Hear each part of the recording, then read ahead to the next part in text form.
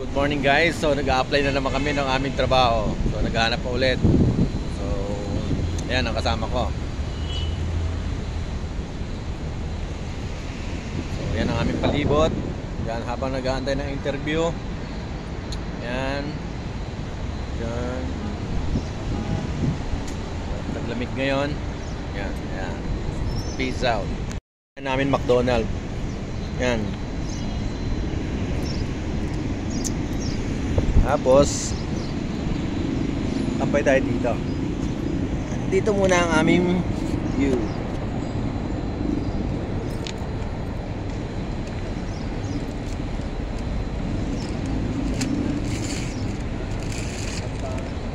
Ardiya hirig diliga gano saya. Hindi nagme-message eh. Ito nga nag-message sa akin, ito nga yung kapon. Ha.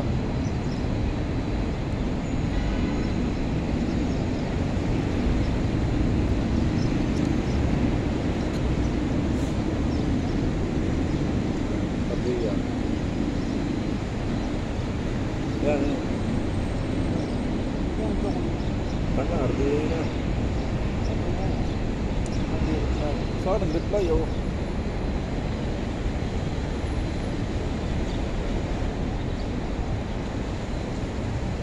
Ang pinapasa naman ni Roger ay 29 to 35 eh. Yeah, parang bata eh.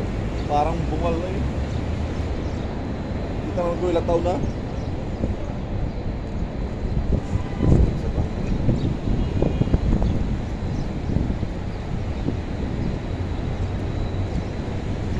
Hindi natin service to. Di ba? Kami habang nag-aantay ng interview, so dito muna kami sa aming farm. Kami may-ari niyan eh. So, kaya yan.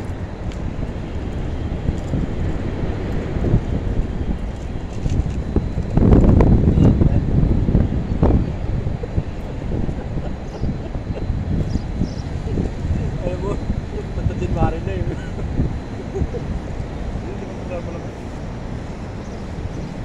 Tarwa malapag.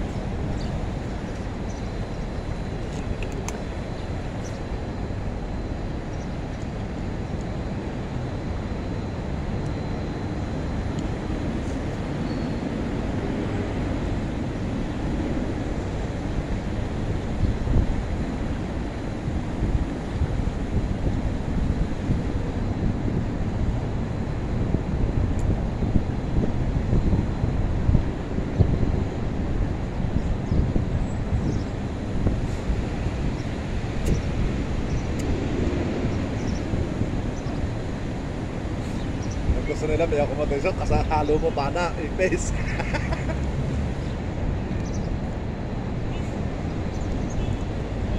Ang lamig ng detap. Para pag ano yun.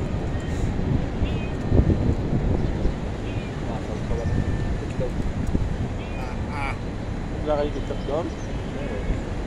Hindi, pagkasumili si bawal grade to. Dadalhin.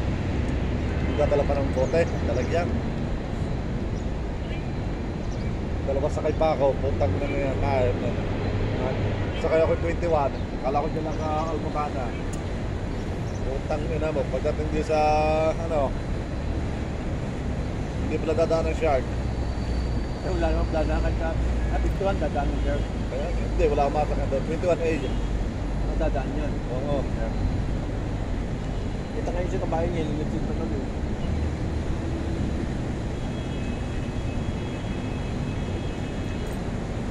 Hindi agad sinabing shark. Maliya. Siguro may commission doon si Kabayan, Pagka galing tayo ng salmihan sa akin natin mo lang. Matang? Tip ko. Harap ng asima, yung maliit ba? Oo, 999. Diba na?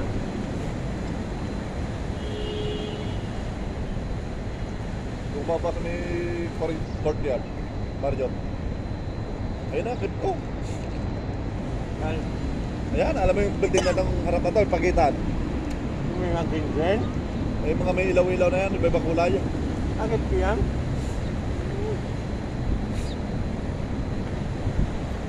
Okay, malayo. Pwede, tapos 45 pa eh.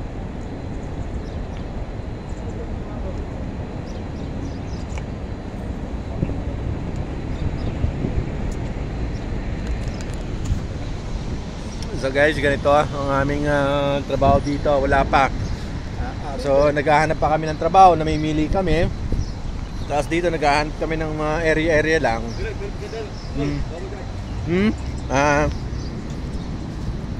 Bawal pala dito daw. So nasi tatalal tayo. So dito. Yan guys, ganito. So maya ay alas 2:45 pa yung interview namin. So matagal pa. So kailangan umuwi muna kami para magpahinga. Tapos interview na naman. So ganito lang buhay ng OFW dito. Yan, kasama ko yan. Ayan.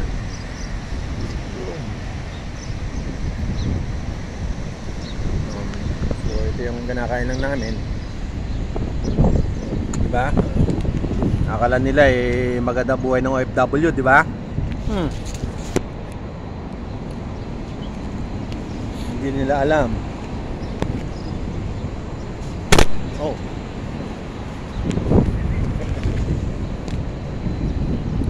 Ulog pa si Rude. Yan. So pagkatapos itong ubos na ng aming kinakain, so uwi muna kami dahil matagal pa. Ang lamig, baka mag-yelo kami dito eh. Kasama ko.